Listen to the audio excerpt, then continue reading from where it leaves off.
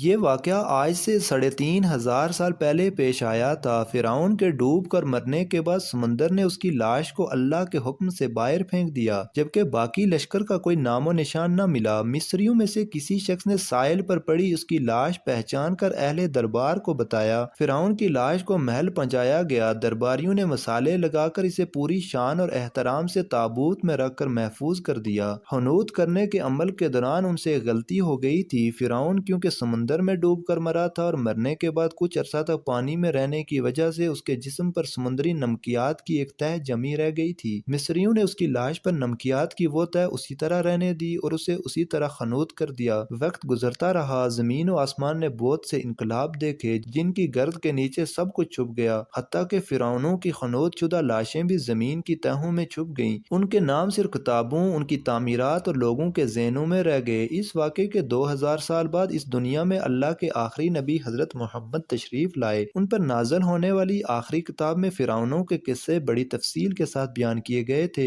اور اسی سلسلے میں اس فرعون کا جسم محفوظ کرنے کی بابت آیت بھی نازل ہوئی تھی، جس کی سچائی پر سب اہل ایمان کا پختہ یقین تو تھا، لیکن وہ سمجھنے سے قاصر تھے کہ اس خدائی کا دعویٰ کرنے والے کی لاش کہاں محفوظ کی گئی اور کیسے اسے عبرت کا نشان بنایا جائے گا۔ 1871 میں مصر کے ایک شہر الغورنیہ سے تعلق رکھنے والے غریب اور معمولی چور احمد عبد الرسول کو فرعونوں کی خنوط شدہ لاشوں کی طرف جانے والے خفیہ راستے تک رسائی مل گئی۔ احمد عبد الرسول نوادرات چوری کر کے بیچا کرتا تھا۔ ایک دن وہ دریائے نیل کے کنارے کے قریب تبیسا کے مقام پر اسی سلسلے میں پھر رہا تھا۔ جب اسے خفیہ راستے کا پتہ چلا، وہاں وہ نوادرات کی چوری کے لیے جگہ کھود رہا تھا کہ اسی دوران اسے کچھ لوگوں نے پکڑ لیا اور پولیس کے حوالے کر دیا۔ وہ جس جگہ کو کھود رہا تھا وہاں سے ملنے والے راستے کی جب مسلسل کھدائی کی گئی، 1891 کو دوسری ممیوں کے ساتھ اسی غرق ہونے والے فرعون کی لاش بھی مل گئی۔ اس کے کفن پر سینے کے مقام پر اس کا نام لکھا ہوا تھا۔ ان ممیوں کو ماہرین قاہرہ لے گئے۔ جب ان ممیوں کا تفصیل سے جائزہ لیا گیا تو فرعون والی ممی پر جمی نمکیات کی تہہ سے تصدیق ہو گئی کہ یہ وہی فرعون ہے جسے اللہ نے پانی میں غرق کر کے بدترین انجام سے ہمکنار کیا تھا۔ یہ بہت بڑا واقعہ تھا۔ اس کی تصدیق کے لیے دنیا بھر کے ماہرین آثار قدیمہ اور سائنسدان مصر کی طرف امٹ پڑے۔ مختلف سائنسی ٹیسٹ کرنے کے بعد دنیا بھر کے سائنسدانوں نے تصدیق کر دی کہ دوسری سب لاشوں کی نسبت صرف فرعون کی لاش پر ہی سمندری نمکیات کی تہہ جمی ہوئی تھی۔ اس تصدیق کے بعد اسے فرعون کی لاش قرار دے کر عجائب گھر میں محفوظ کر دیا گیا۔ 1982 میں فرعون کی ممی خراب ہونے لگی تو اس وقت کی مصری حکومت نے فرانس کی حکومت کو درخواست کی کہ فرعون کی ممی کو خراب ہونے سے بچایا جائے، نیز جدید سائنسی ذرائع سے اس کی موت کی وجہ بھی معلوم کی جائے۔ چنانچہ مصری اور فرانسیسی حکومت نے مل کر ممی کو فرانس لے جانے کا انتظام کیا۔ جب فرعون کی لاش کو فرانس پہنچایا گیا تو ایئرپورٹ پر اس دور کے فرانسیسی صدر بذات خود حکومت کے اعلیٰ عہدیداروں، تمام وزراء اور فوج کے افسران کے ساتھ استقبال کے لیے موجود تھے۔ فرعون کی لاش کا استقبال کسی عظیم زندہ بادشاہ کی طرح کیا گیا۔ فوجی دستوں نے سلامی دی۔ فرعون کی ممی کو ماہر ڈاکٹروں کی ٹیم کے حوالے کیا گیا۔ اس ٹیم کی سربراہی ڈاکٹر مورس بوکائے نے کی تھی۔ مائکروسکوپک ٹیسٹوں کے ذریعے ممی کے تمام اعضاء کا باریک بینی سے جائزہ لیا گیا تو معلوم ہوا کہ اس کی لاش اور جسم میں سمندری ذرات ابھی تک موجود ہیں اور موت کی وجہ بھی پانی میں ڈوبنے کی وجہ سے ہوئی تھی۔ ایک بادشاہ کی موت پانی میں ڈوبنے کی وجہ سے ہو، یہ ڈاکٹر مورس کے لیے حیرت کی بات تھی۔ اس نے اس ممی کے بارے مزید جاننے کی کوشش کی تو اسے معلوم ہوا کہ اس بادشاہ کی موت کے حالات مسلمانوں کے نبی حضرت محمد پر اتری کتاب قرآن مجید میں تفصیل سے درج ہیں۔ اسے علم تھا کہ جہاں سے یہ لاش ملی ہے وہ ایک اسلامی ملک ہے، چنانچہ تجسس کے ساتھ مجبور ہو کر وہ مصر پہنچا۔ وہ ایک سائنسدان تھا، اس نے اس معاملے میں مصر کے ہی ایک سائنسدان سے ملاقات کی۔ اس سائنسدان نے قرآن پاک کھول کر اسے سورہ یونس کی آیت 90 تا 92 کا ترجمہ لفظ بلفظ سنایا۔ فرعون کا خدائی کا دعویٰ، اس کا پانی میں ڈوب کر مرنا اور پھر پانی سے نکال کر اس کی لاش کا خنوط ہو جانا اور پھر دوبارہ لاش کا ملنا اور پھر اس لاش کو جدید سائنسی دور میں دوبارہ محفوظ کیا جانا، سب کا اشارہ ایک جانب تھا اور بہت واضح تھا۔ تجھے بعد میں آنے والوں کے لیے عبرت کا نشان بنا دوں گا۔ فرعون کی لاش ایسے محفوظ کر کے دنیا کے سامنے لا کر رکھ دی گئی ہے کہ انٹرنیٹ کی ایک کلک پر